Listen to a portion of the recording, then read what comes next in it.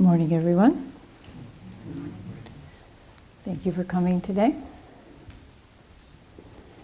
We had this weekend a very lovely Jizo festival.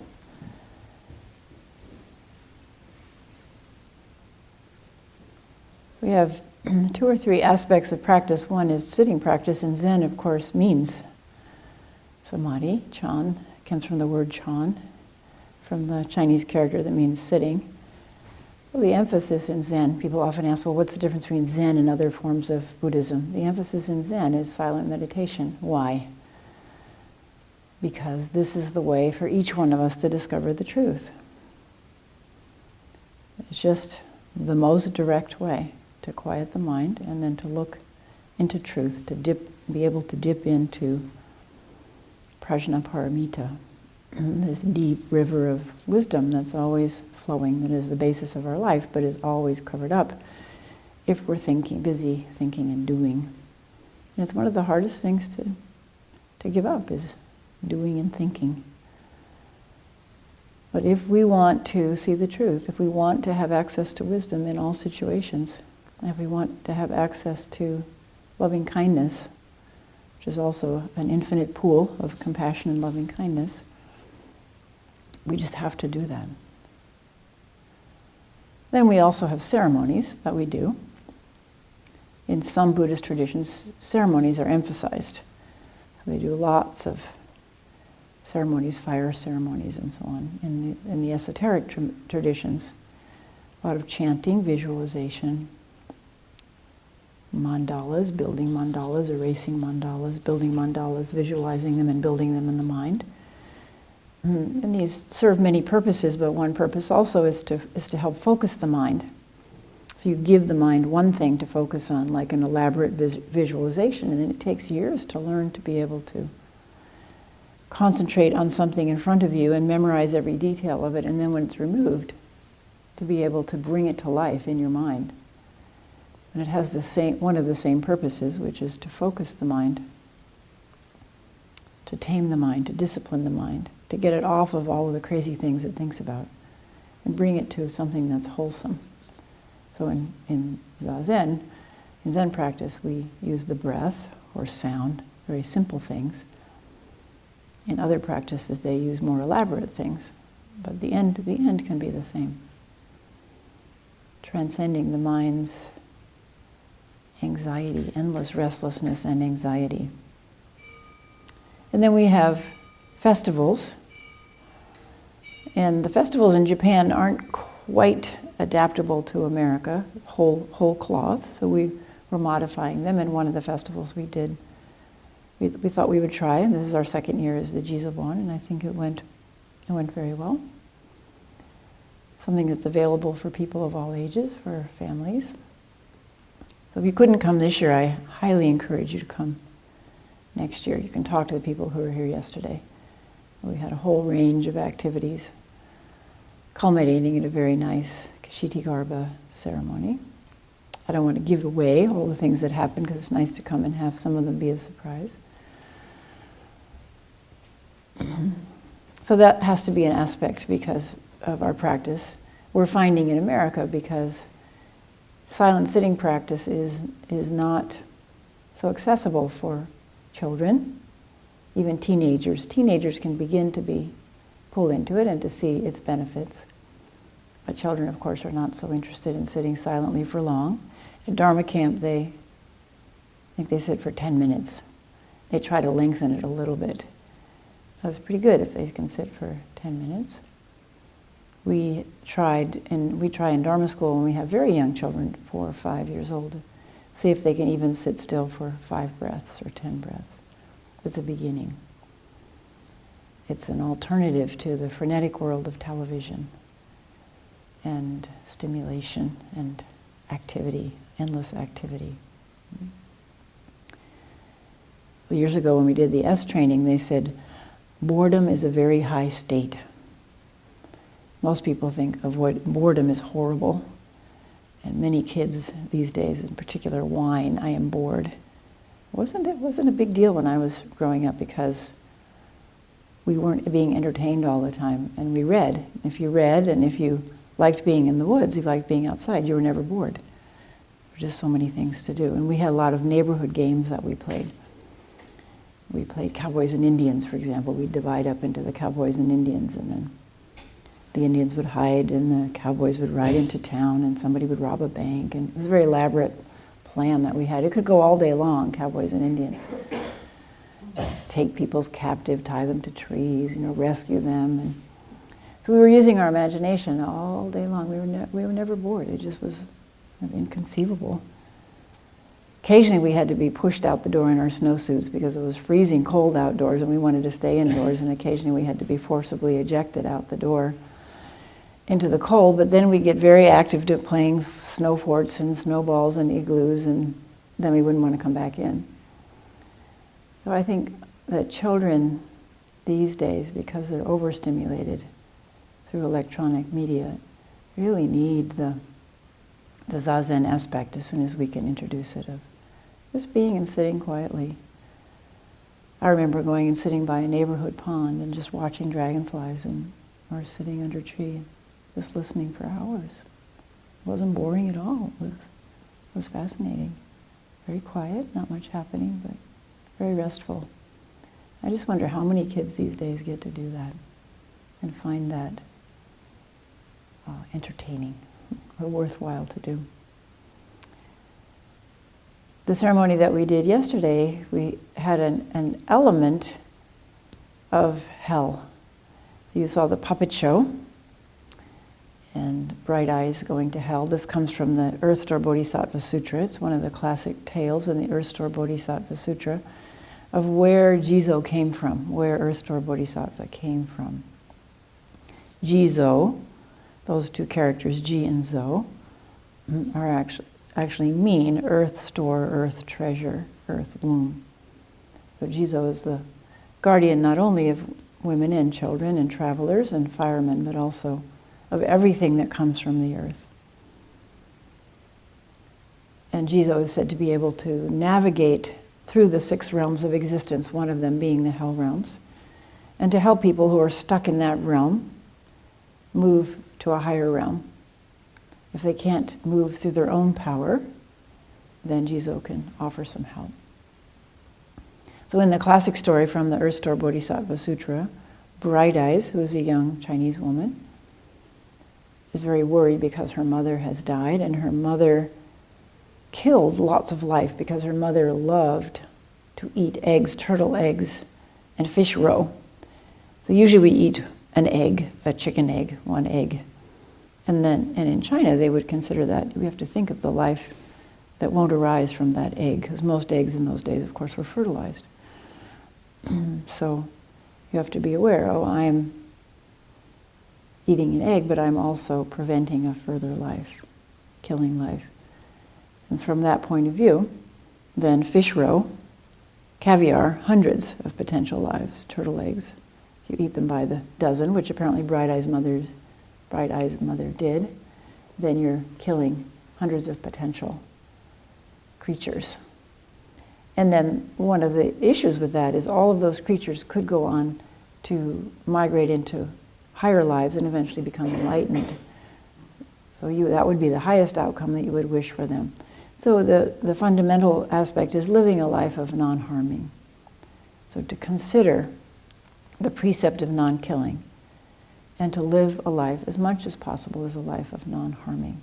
We, of course, have to kill in order to live. Our life is not possible without killing plants, at least. But just to be considered all the time, if we're eating fish, are we grateful? Are we aware of this life that's going into us, and are we thankful and grateful for the life of the fish, or the clam, or the cow? Makes our life possible. So always to have that awareness while we're eating, of that stream of life that's flowing towards us and becoming our life. Bright Eyes was quite concerned because her mother had consumed so many life forms in the form of eggs, and she was worried that her mother would be reborn in a difficult realm, a hell realm. And she prayed to the Buddha for illumination about where her mother might be, and received a vision, a clear vision, that her mother was in hell. in a very difficult realm. So she vowed to try to help her mother out of that realm. Practiced very hard. They had a cute version of that last night where she was concentrating, going, and the puppet was going, concentrating very hard. Hopefully our Zazen is not quite like that. But she practiced very, very hard for her mother's sake, and then her mother was released from hell. And then actually the next part of the study is Bright Eyes was so concerned about the other people that she had seen in hell with her mother that she felt she couldn't just leave it at rescuing her mother, but she had to go on and keep on practicing until all beings were removed from hell, were freed from the hell realms. And so she became Earth Store Bodhisattva. She took on the vow of Earth Store Bodhisattva. As long as space endures. The chant that we said last night, that we chanted last night. As long as living beings remain, so then shall I too abide to relieve the misery of the world. All of us have some aspect of that vow. We're always moved by seeing the misery of the world and want to do something about it, but we're often unclear about what to do about it. And that's again where we circle back to practice. Practice gives us the clarity to see what is our role, our particular small bit of relieving human suffering. It all fits together like a big puzzle. So how can we help humankind? It could be by being a librarian and being kind to people who come in, who don't quite fit in the library, but are there to learn, to read a book, or even to get out of, a homeless person who just needs to sit indoors out of the rain for a while and read and be comforted. Well, so many ways that we can help the human misery, human suffering. We always think in America of grand schemes. Well, I want to be Mother Teresa, and I just won't do anything until I could be Mother Teresa, or I could be a politician who could pass some great law that would relieve human suffering. We all know, I think most people are sophisticated enough to know that politics are seldom the way to relieve suffering. Often the laws that we pass have a lot of unintended consequences and cause quite a bit of suffering. We find that out about 5 years after we pass the law, much to our dismay. So we often have this somewhat diluted notion, I have to wait until there's some grand way until I can help in the realm of human suffering, the hellish realms or the hungry ghost realms. But that's really a mistaken view. Each of us has many, many, many small opportunities during the day to help in the realm of human suffering, and then put together, it becomes big. It becomes the Bodhisattva vow, the Bodhisattva's power, when each one of us vows to work in the way we can. And then we all work together, not necessarily together in the same office or even the same sangha, but aware our mind is big enough to realize that we're all doing our piece of the work, and it forms a huge robe of liberation. Each of us is a piece of that robe of liberation, liberating ourselves and simultaneously liberating others. But what is hell? A lot of people come to Buddhism reactive to, let's say, Christianity and the idea of the hell realms. That if you do this, if you break these laws, then you're going to go to hell. That has been used in the past very effectively, and was used in China at the time the sutra was written. It was used very effectively, fear of terrible consequences if you broke the precepts. And in China, the consequences were quite horrible. The hells they had illustrated versions, which we actually saw when we went overseas in some panels in some temples. So for example, if you committed adultery, used sexuality inappropriately, and caused a lot of difficulties, then the hell you would fall into was the burning pillar. So this pillar was made of metal, and it was burning hot. But you saw it as the form of your beloved. So you would rush to this pillar and embrace it, and then suddenly it would turn, the image of your beloved would disappear, and you would be embracing a red-hot iron pillar, which would sear your flesh. And then you would either die or be revived by a gentle breeze. The Bodhisattva gentle breeze would come and cool you off. And then the whole thing would start over again. Again, you would see your beloved in this pillar, and the memory would be wiped out of what happened last time. So you would race forward to embrace the pillar again, this burning pillar.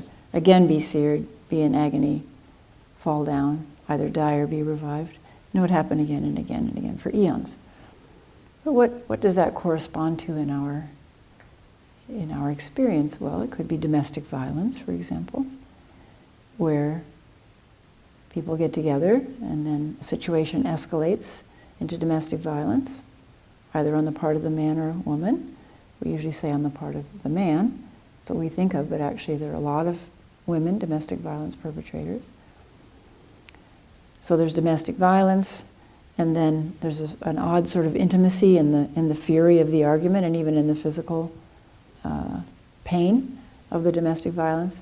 Then there's a collapse, and then there's a reconciliation, a honeymoon period, intimacy reestablished, usual sexual intimacy, feeling of closeness, because in anger and in violence there's an odd kind of intimacy that comes out of all the adrenaline and energy there, the presence, being present in those violent situations. And then again, difficulties mount, and then again, anger, seared by violence. And then fall away, make up, loving for a while, and then it repeats. So these seem like old and ancient and antique ideas, this burning pillar, but it's easy to see the contemporary situations that match the hell of the burning pillar. We have to look at what is hell. What is hell? What is hellish? What would be the hell realms? What can you think of that would be hellish? You would call in your experience, it doesn't have to be your own life experience, but what you see on TV and hear in the news, what would be a hell realm, contemporary hell realm? Anybody? Your child missing. Your child missing. So let's say your child is gone and you search around the grocery store and you can't find them, and then you have to call the police and all points bulletin, and of course we know that children can be abducted and killed, raped and killed. So that would be a hellish time during that time. Other ideas? Living in a war zone? Living in a war zone. I think we would all define being in the midst of a war as a hell realm. Other ideas of hell, contemporary ideas of hell? Addiction. So that same burning pillar, something that we think is going to cool us off or refresh us or make us happy, we run towards it, whether it's alcohol or drugs or sex or whatever it is. Gambling, we run towards it, we engage in it, and then we realize all the suffering that's inside of it and fall away for a while, remorse, back. Usually addiction is used for the hungry ghost realm, the insatiable desire realm. The hell realms are realms of physical and mental anguish. So the mental anguish of having your child disappear. Could even be an older child. Let's say you have an older child and suddenly they disappear. And you have no idea because you've been out of contact for a while. You have no idea what's happened to them, how to find them. That would be quite emotionally wrenching. And then a war zone, of course there's physical threat and physical injury. I would think of Iraq as a contemporary hell realm for many people. Roadside bombs going off and not knowing if children or women might blow you up, who's an enemy, so living in constant dread and fear. Any other contemporary examples you can think of? Parents. Aging parents, which is a hell realm because You have to take great care of them and take care of any situations that are on it. If they're in a care home, sometimes they get into Alzheimer's or kidney failure. So seeing your parents wither away physically and mentally, or a child, someone you love, And having to seeing them heading towards death and all the changes that happen. Got to be there with them while they're moving through that. So if they're suffering, then that makes you suffer. So they could be suffering in the hell realm, and then that also you get drawn into it. Yeah. Robin, you had another. Prison. Any sort of prison. Some aspects of prison can be very hellish, especially if you're victimized in prison. So you're already in a bad situation, and then you get victimized in prison. It can be very distressing, both physically and mentally. So it's interesting to look at how the Buddha defined hell. Most of the hells that we're talking about involve fear of death, right? Fear of death. Fear of sickness, fear of old age, fear of death. If our child's abducted, the worst thing that could happen is they could die. Or if our child disappears, the worst thing that could happen is they could die. In a war zone, the worst thing that could happen is lots of people could die, including you. Lots of people you love could die. Aging parent, they're going to die. It's obvious. They're sliding right towards death. Or as we individually get older and our body begins to break down and we can't do the things we used to do, then that becomes a great difficulty, sliding down into sickness, old age, and death. The older we get, the more we respect what the Buddha said about old age being suffering, the cause of suffering. Or in prison. In prison there's always a threat of death, whether from the guards or from the other inmates, or that you'll be stuck there till you die. I'm sure some teenagers would say that boredom, is maybe worse than death, being bored.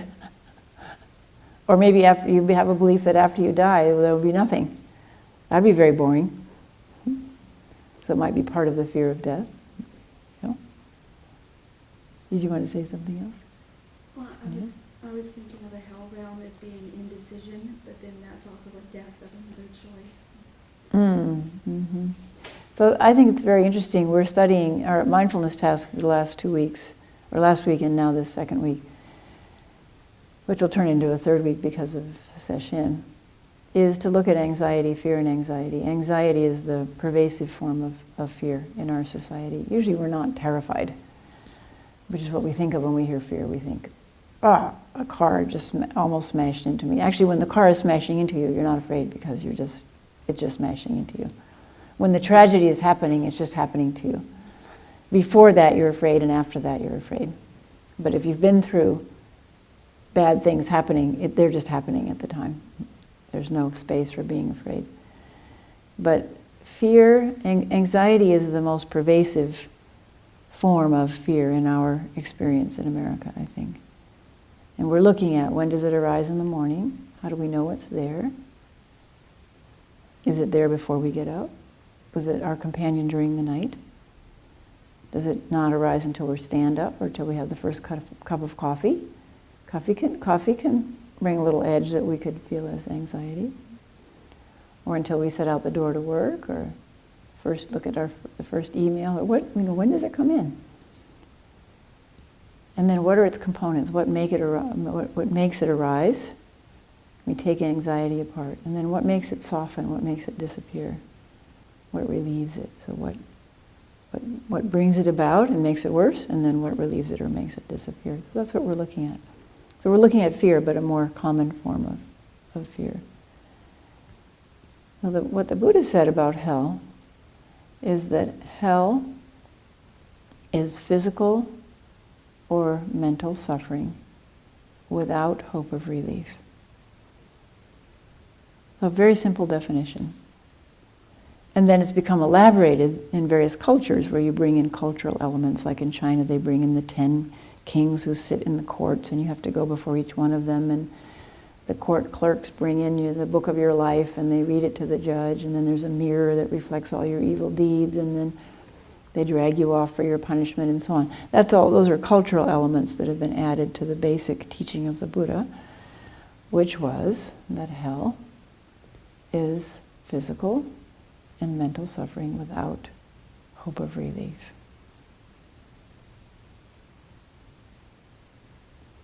So if our anxiety or fear about death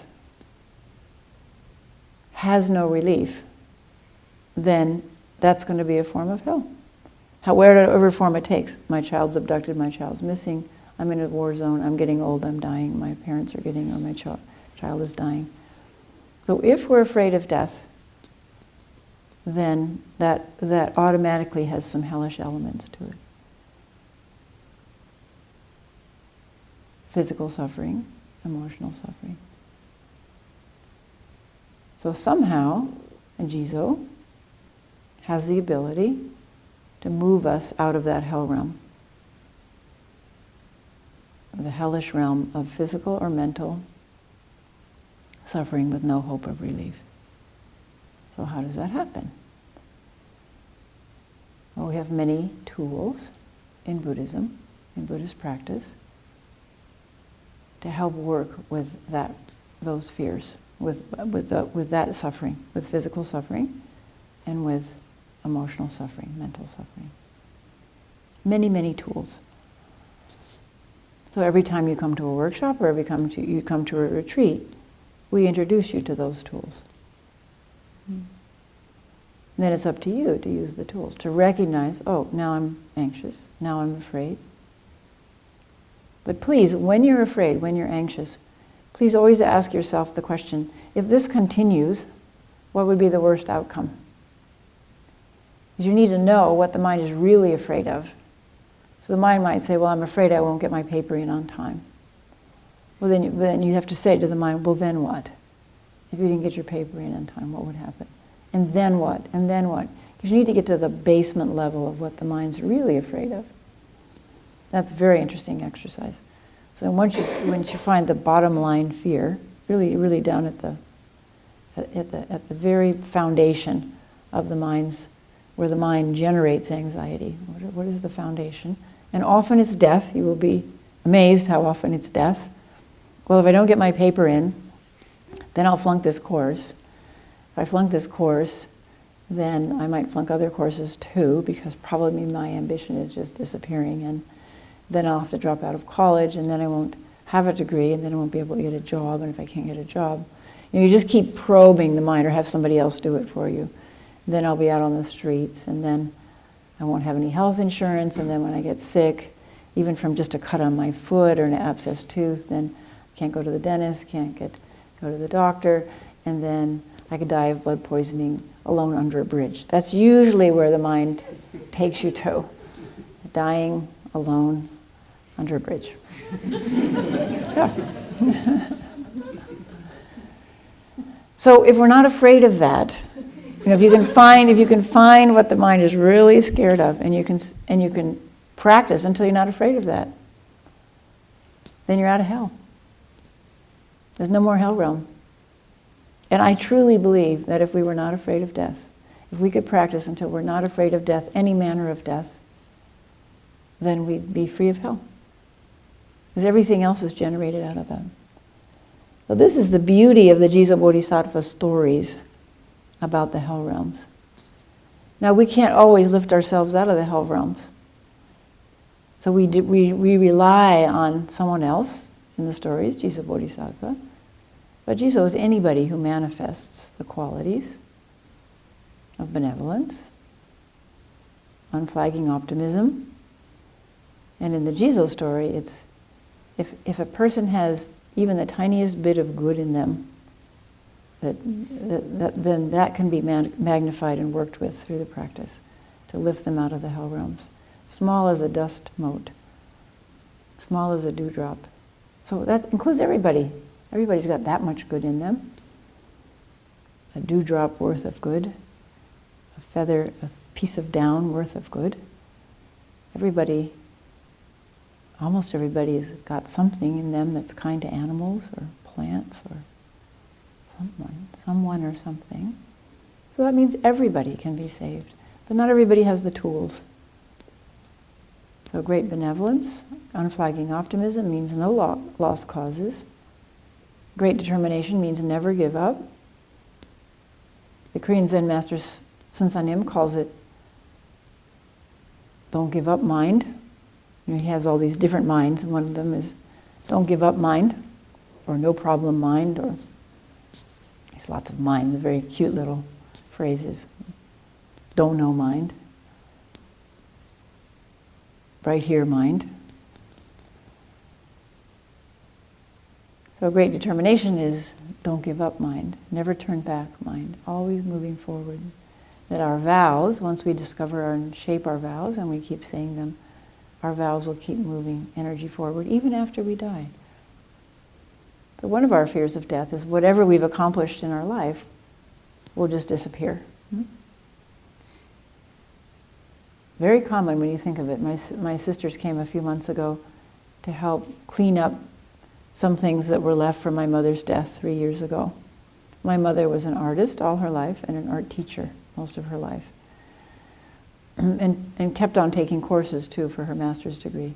So she produced she produced art all of her life. And her students also produced art. And we had pretty much her entire collection. Samples, at least, of her entire collection. And unfortunately, like most small women, she was 5'2" and weighed under 100 pounds. She made huge works of art.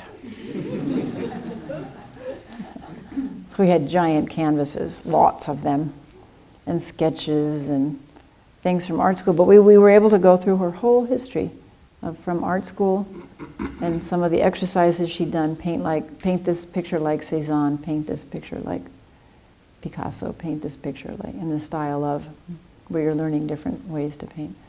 From those exercises in her portfolio, some of her things that she'd made, jewelry and so on that she'd made, all the way up through some fantastic paintings she made at Chicago Art Institute of nudes. She had nudes of each major race.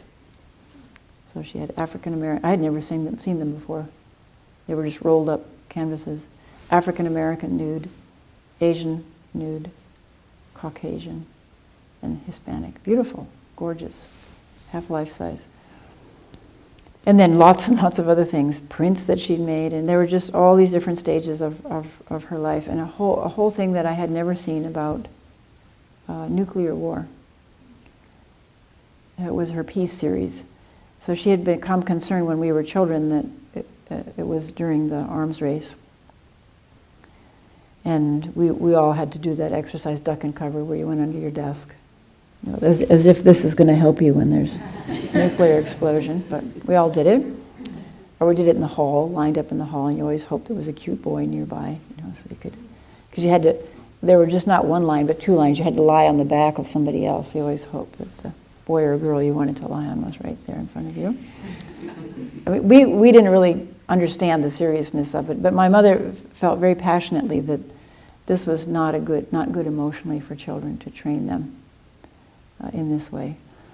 So she did some very poignant pictures of a child under a desk, huddled under a desk, or a child looking out the window with the window blinds drawn, anxious about whether a bomb could fall. You can feel the anxiety in the painting. I had never seen those. So this was a very touching time to review my mother's life in all of her work, including statues that she'd made, because when she went on for her master's, she continued to produce work. And then a lot of her students' work, too. We used to help her hang art exhibits for her students, and she had kept some of her best student work, too. So we spent a day and a half down at my one sister's house, and then we came up here, because I've got a lot of this stuff, too. We spent about 3 days going through her things and trying to decide what to keep. Very, very poignant. What do you keep from your parent who's died? And if you throw it all away, if you give it all away, then are you giving away your mother, memory of your mother? And yet, I know none of my children are going to want a piece, maybe one small piece of hers. But if you think going forward a few generations, everything that she's produced will be gone. Everything will be gone in 100 years. 200 years, definitely, everything that she's produced will be gone. So the same is true of all of us. A whole lifetime of creativity, of building things and making things, writing things. It'll all be gone in 200 years. Now that can either make us suffer, or we can say, that's the truth. That is the truth. That's the way life is. That's impermanence, and that's a truth. And then we make that our foundation. instead of trying to run away from that. So we make death our foundation, sickness, old age, and death, that truth our foundation. And we make impermanence our foundation. And that everything, every conditioned thing will disappear, our foundation. Now, you can't go out on street corners and encourage people to come to a Buddhist temple because of the beauty of impermanence and death. That's not a very popular foundation for a religion. And yet it actually is, because it's the truth. Just like when you trace your mind's fear, the mind is always going to be squirrely until you get down to the bottom of what are you actually afraid will happen. And then the mind settles once it's told the truth about what the fear is. There's a great settling when we have a religion, a practice, that's based on the truth of death, sickness, old age, death, impermanence. We cannot run away from them, or we will run forever, and our descendants will run forever. So how do we work with that fact that that everything that we've produced, that we've accomplished, everything that we've built will disappear?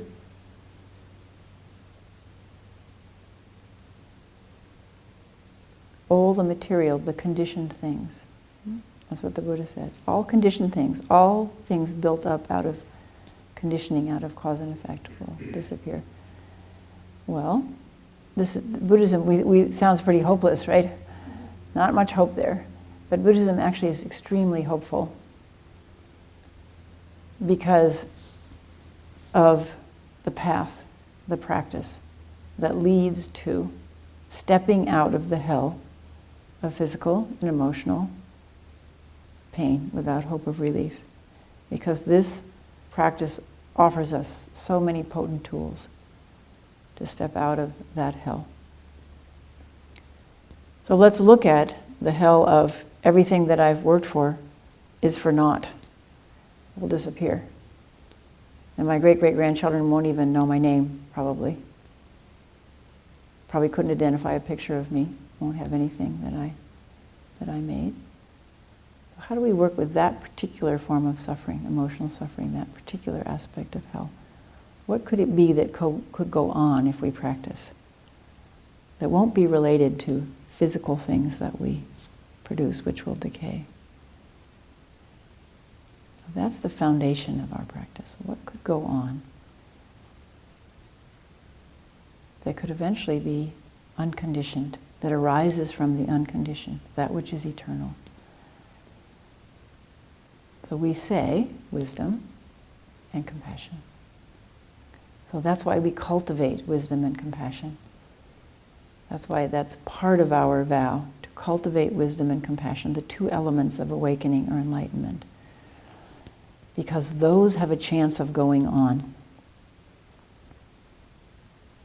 Because we are the agents of wisdom and compassion. They exist without us, but if we cultivate them, they will go on. Because of entropy, right? This is a very important point, and we were talking about it just the other day at lunch. How can you work for peace in a world where war is inevitable? Another truth that we have to face. War is inevitable. We would all like to believe, well, someday there'll be a world without war. And we sing the peace songs about someday a world without war. But underneath, we don't really believe it. Because as long as human beings have existed, there's been fighting. Two human beings, they fight. They have different points of view. Two given human beings have different points of view, and they're going to end up arguing over them. No matter how much you love each other, right? We know that from having partners and being married and having children. It's inevitable. So you have two human beings, they fight, then you have 100, they're going to fight. 200, 1,000, they're going to fight. If they're different color, different religious beliefs, have different territories carved out, different amounts of wealth or resources, they're going to fight. So war has existed since forever back, and we just have to be practical. It's always going to be with us. That doesn't mean we haven't made progress. But there are also examples in civilization, of civilizations arising, great ages of enlightenment and wisdom, kind treatment of people that were poor and diseased and so on, like in King Ashoka's time, for example. And then barbarians come, invade, it's all gone, wiped out. So that's part of impermanence. So yes, we can hope to change things for the better, but we have to know that it will be destroyed. It just will be destroyed in one way or another, either because the galaxy explodes or because the particular civilization we belong to is overturned. But wisdom and compassion always exist. That's part of the unconditioned, part of the eternal. Every major religion says that, has touched that truth. So if we become channels for it, is that good? Will that go on? So how do we, back to the question of why would we work for peace in a world where war is inevitable? Well, because the natural tendency is entropy, is disintegration into chaos, right? So things could be much worse if we weren't working for peace. Yeah? Things would be much worse if we weren't working for wisdom. Things would be much worse if we weren't trying to be more kind and loving people. So it's just like our natural human tendency is to be lazy and to be deluded, self-deluded, and to relax into delusion and laziness. So we have to work hard against those tendencies. We have to work hard against this force that draws us into conflict and into war. So that's why it's worthwhile to work for peace, because things could be much worse. And that's why it's worthwhile to have a spiritual practice and to practice together, because things could be much worse if we weren't doing that. And what we're doing, we are the only agents of loving kindness and wisdom. Of course, it's when we go out in the woods, we realize it's there too. It's manifesting all the time. That's the part of the eternal manifestation of wisdom and compassion. But when we're not aligned with it, then things deteriorate very quickly in the human world, and then it deteriorates very, very quickly in the natural world, which is manifesting the eternal all the time. So what we do is constantly affecting everyone around us and the rest of the world. So we must practice. We must practice if we want to leave a legacy for the future that has some degree of wisdom and compassion, some degree of peace, of serenity, of refuge, a place of refuge. So what we can do right now is we can offer ourselves as that place. Great Vow Zen Monastery, we hope, will persist for generations as a place that people can come to whenever they need it to practice, to find a place of beauty, of serenity, of refuge, of inspiration. We all get overwhelmed by the world of suffering. We all get plunged into the hells of physical and mental suffering that we don't have the tools to work with. And we need help from the Jizo bodhisattvas that are all around. And one time we'll be the person who needs help, and another time we'll be the person who's helping. It works in that wonderful way. And the more we practice and learn about our own suffering and how to relieve it, then that makes us able to work with someone else who comes along, who's plunged into a little deeper hell than we were. So please all work with the tools of practice, because physical and mental suffering without hope of relief is a very sad condition, and many people are in that condition. And they do not know, they have not been given the tools to lift themselves out of suffering. But we know the tools, we're using the tools. We have something very concrete to offer people of immense benefit. Even things that we now don't even remember, because we take them for granted, like the inner critic and working with the inner critic. Some of us have been working with the inner critic for so many years, But then other new people come along and we realize, oh, this is what they need. They need to know this piece about the inner critic. So the longer we practice, the more tools we practice with, the more we can help a variety of people who are temporarily unable to help themselves, and to inspire them to pick up the tools and practice for themselves. So that each person is able to dip into their own well of wisdom and compassion. So yes, hell is physical or mental suffering without hope of relief. But practice offers hope of relief and methods of relief. So please continue practicing not only for your own sake, but for the sake of your mother and your father and the birds and the turtles and the trees and all suffering sentient beings. Thank you. We'll close with 4 great Bodhisattva vows, which can be found on